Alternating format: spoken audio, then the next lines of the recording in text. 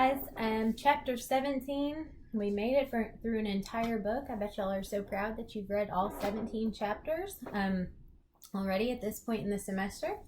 So chapter 17, customer service, super important, but not a really long presentation. So stick with me through it. All right, so customer service, the set of activities, programs, etc. undertaken by retailers to make the shopping experience more rewarding. These activities increase the value that customers receive from the merchandise and services that retailers provide. All employees of a retail firm and all elements of the retailing mix provide services that increase the value of the merchandise. Most of the services provided by retailers furnish information about the retailer's offering and make it easier for customers to locate and buy products and services. Retailers can take advantage of the opportunities to develop strategic advantages by providing consistent, high-quality service. L.O. Bean is an example of a store that has developed a sustainable competitive advantage by devoting a lot of time to developing an organizational culture that stimulates and supports excellent customer service. Personalized and standardized service are two approaches that retailers use to develop a sustainable competitive advantage. Personalized service requires that service providers tailor their services to meet each customer's personal needs. Successful implementation of the personalized service relies on sales associates or the personalization offered by a retailer's electronic channel. Standardized service is based on establishing a set of rules and procedures for providing high-quality service and ensuring that they get implemented consistently.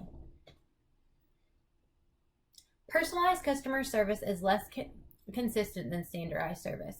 The delivery of personalized service depends on the judgment and the capabilities of each service provider. The personalized approach typically results in customers receiving superior service, but the service might be inconsistent because service delivery depends on the judgment and capabilities of the service providers. In addition, providing personalized service is costly since it requires more well-trained service providers or complex computer software. Another form of personalization relies on the combination of recommendation engines with a database of customer transactions. Providing high-quality service, particularly customized service, can be very costly. Standardized, particularly automated services improve the speed and reliability of the retail interaction for customers. But this form of customization is also very impersonal. Retailers standardize the service they offer to increase the consistency of their service quality and avoid the cost of paying the more skilled service providers that are required to effectively personalize customer service. Store or website design and layout also play an important role in the standardization approach. When customers evaluate retail service, they compare their perceptions of the service that they receive with their expectations. Customers are satisfied when the perceived service meets or exceeds their expectations. They are dissatisfied when they feel that the service falls below their expectations. IKEA is an example of a retailer that effectively uses standardized services through its signage, information on displays, and merchandise. Customers' perceptions of a retailer's service depend on the actual service delivered. However, because services are intangible, it's really difficult for customers to evaluate the services offered by retailers accurately. 5 customer service characteristics that affect perceptions of service quality are reliability, assurance, tangibility, empathy, and responsiveness. Reliability is the ability to perform the service dependably and accurately, such as performing the service as promised or contracted or meeting promised delivery dates. Assurance is the knowledge and courtesy of employees and their ability to convey trust and confidence. Tangibility is associated with the appearances of physical facilities, equipment, personnel, and communication materials. Empathy refers to the caring, individualized attention provided to customers, and responsiveness means to provide customer service personnel and sales associates that really want to help customers and provide that service promptly. So Nordstrom is an example of a retailer that always provides great customer service. Customer expectations are based on knowledge and past experiences with a retailer and its competitors. Customers are also interacting with companies using various technologies. Retailers that do not offer omnichannel services are not favorably viewed. Customers still expect a good service, which is defined by companies' responsiveness, flexibility, dependability, ease of access, apologies, or compensation when necessary. So as part of its strategy to appeal to more women, Home Depot offers do-it-yourself workshops in stores as well as online video tutorials as part of their customer service package. When customers' expectations are greater than their perceptions of the delivered service, customers are dissatisfied and feel that the quality of the retailer's service is poor. Thus, retailers need to reduce their service gap, the difference between the customer's expectations and the perceptions of customer service, in order to improve the customer's satisfaction with their service. The knowledge gap is the difference between customer expectations and the retailer's perception of customer expectations, or basically knowing what the customer wants. The standards gap is the difference between the retailer's perception of the customer's expectations and the customer service standards it sets. So basically, setting and achieving service goals. The delivery gap is the difference between the retailer's service standards and the actual service that's provided to the customers. And the communication gap is the difference between the actual service provided to customers and the service promised in the retailer's promotion program. These four gaps add up to the service gap. The retailer's objective is to reduce the service gap by reducing each of the four gaps that I mentioned before. The most critical step in providing good service is to know what the customer wants. Retailers can reduce the knowledge gap and develop a better understanding of customer expectations by undertaking customer research, increasing interactions between managers and customers, and improving communication between managers and employees who provide customer service. Market research can also be used to better understand customers' expectations and the quality of service provided by a retailer. Methods for obtaining this information range from comprehensive surveys to simply asking some customers about the store's service. Retailers can actually learn a lot about their customer expectations and perceptions of their service quality by monitoring what they say about retailers' offerings and the offerings of competitors on their social networks. Numerous retailers have started to use a technique known as sentiment analysis to assess the favorableness or lack thereof in their customers' sentiments by monitoring their social media channels. Many retailers also survey customers immediately after a retail transaction has occurred. Rather than surveying many customers, though, retailers can use panels of 10 to 15 customers to gain insights into expectations and performance. Owner-managers of small retail firms typically have daily contact with their customers, and they can actually get an accurate firsthand idea about how they're performing. In large retail firms, managers often learn about customers through reports, so they really miss the rich information provided by the direct contact with customers.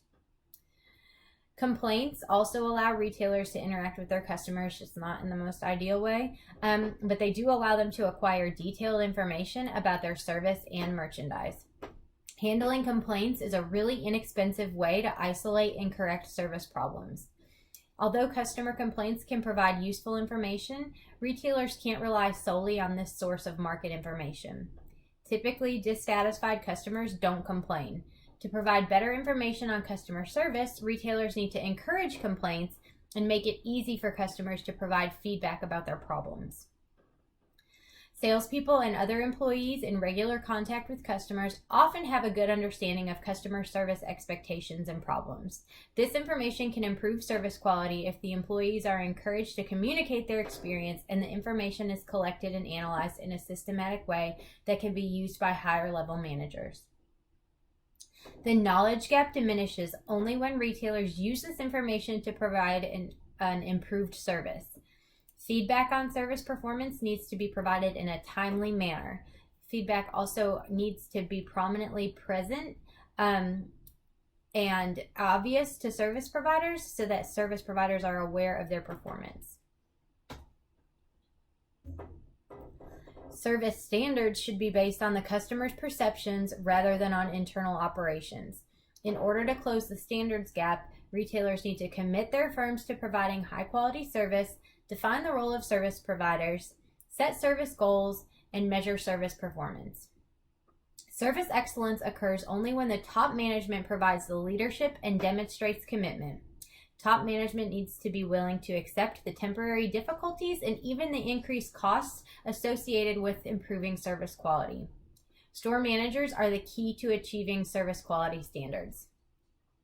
Managers can tell service providers that they need to provide excellent service, but not clearly indicate what excellent service means.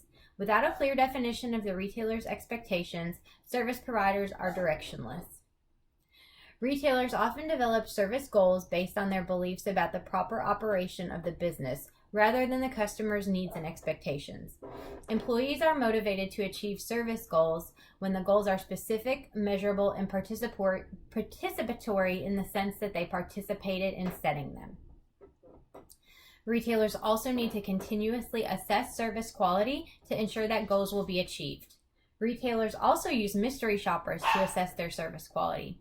Mystery shoppers are professional shoppers. I would love to be a mystery shopper if I could keep everything that I bought. But they're hired to shop a store to assess the service provided by store employees and the presentation of the merchandise in the store. Okay, guys, I'm trying something a little bit different here. So hopefully that didn't just show up, but it might have while that other video exported. I don't know. We'll see. We're all learning here together.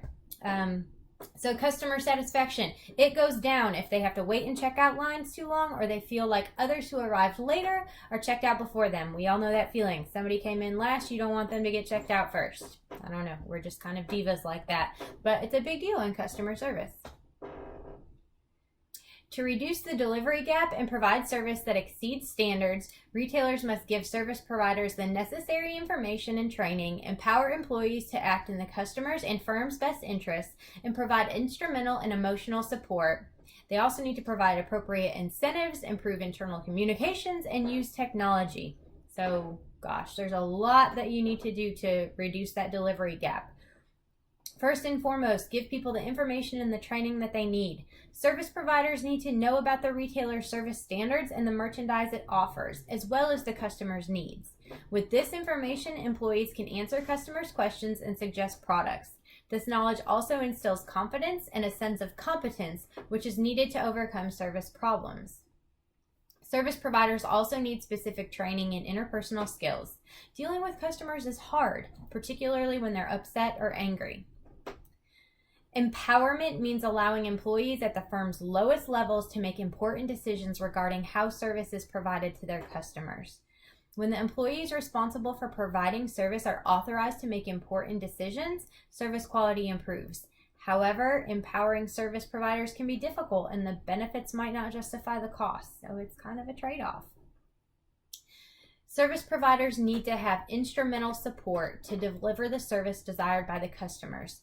In addition to instrumental support, service providers need emotional support from coworkers and supervisors. Emotional support involves demonstrating a concern for the well-being of others. Dealing with customer problems and maintaining a smile in difficult and stressful situations can be psychologically demanding. Sales is hard. You have to be turned up and aware and alert and on all the time. So it's tough. Many retailers use incentives like paying commission on sales to motivate their employees, but retailers have found that commissions on sales can also decrease customer service and job satisfaction. Incentives can motivate high-pressure selling, which leads to customer dissatisfaction. However, incentives can also be used to effectively improve customer service when the rewards are tied to solving customer problems and the rewards are provided at about the same time that the appropriate behavior occurred. When providing customer service, frontline service providers often need to manage conflict between customers and their employers' needs. Retailers can reduce these conflicts by issuing clear guidelines and policies concerning service and explaining the rationale for these policies. Conflicts can also arise when the retailers set goals that are inconsistent with the other behaviors expected from store employees. Retailers have been actively engaged in implementing a vast variety of technology tools in their stores and websites to help their customers. Widespread technologies already in place include self-scan checkout stations, web-linked kiosks, service personnel equipped with iPads, various types of apps, digital displays, online agents, QR codes.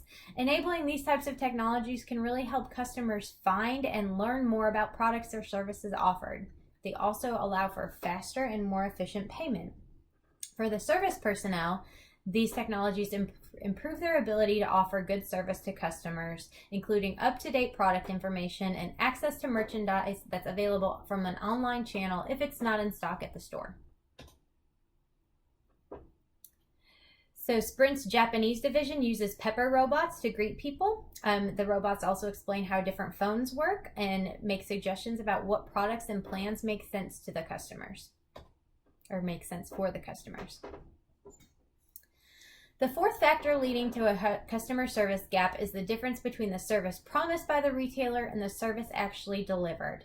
Overstating the service offered raises customer expectations. Then, if the retailer doesn't follow through, expectations exceed perceived service and the consumers are dissatisfied. The communication gap can be reduced by making realistic commitments and by managing customer expectations.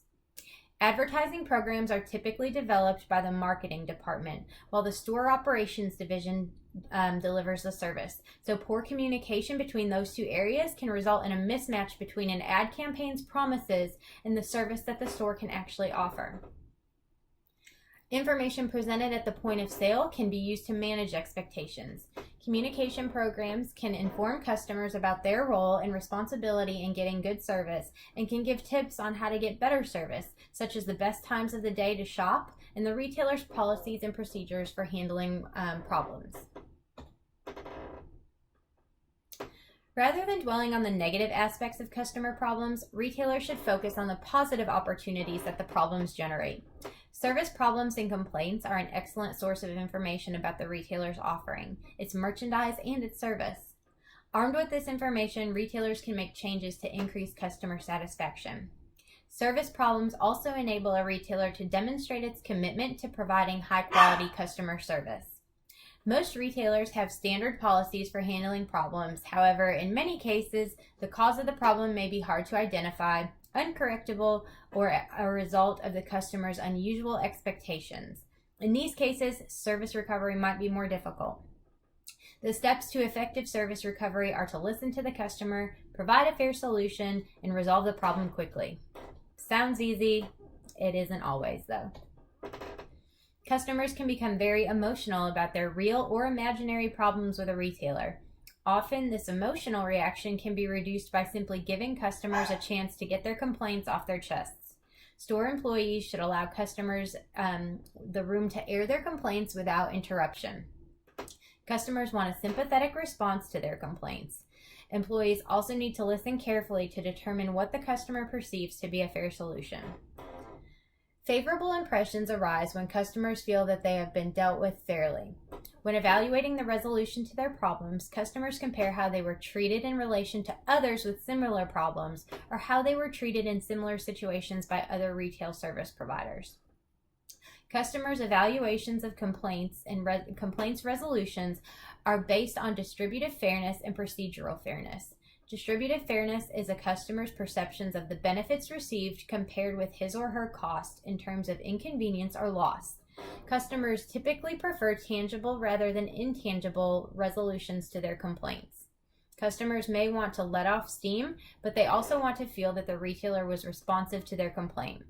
If providing a tangible restitution is not possible, then the next best alternative is to let customers see that their complaints will have an effect in the future. Procedural fairness is the perceived fairness of the process used to solve complaints. So customers typically feel like they're dealt with fairly when store employees follow company guidelines, but rigid adherence to guidelines have some negative effects. Store employees need some flexibility and empowerment to resolve complaints, or customers may feel that they had no influence on the resolution. Finally, customer satisfaction is affected by the time that it takes to get an issue resolved. Retailers can minimize the time to resolve complaints by reducing the number of people the customer must contact, provide clear instructions, and speaking in the customer's language. Although resolving customer complaints is promptly generally increases satisfaction, if the complaints are resolved too abruptly, customers might feel dissatisfied because of the lack of personal attention that they received. So when resolving customer problems, service representatives should listen to customers, provide a fair solution, and resolve the problems quickly. All right, at this point, you guys should have read all 17 chapters, or at least looked at all 17 chapters, or cracked your book or something, or watched these presentations. I really like this whole video over PowerPoint with the audio included. I realized that the back of my home office wall is very boring. I probably need to put some pictures or something more enjoyable back there so that it doesn't look like I'm in like a plain old white padded room. Not padded room, but like I don't know, it feels like a prison cell in here sometimes. But I probably need to do something about that. But other than that, I think this has gone well. The dogs were good. Nobody barked too much. I'll show you one of them. Come here. Oh my goodness, this is Ellie. She was so good while we were doing lectures at home. And this is Walt. Come here, Walt. Come here, Walt, man. We've got two little white puppies. They were hanging out and they were being so good. I hope you guys enjoyed this semester. I know it's not over yet, but we're kind of moving into the group project phase now. If you have any questions about Chapter 17 or anything at all, y'all know where to find me.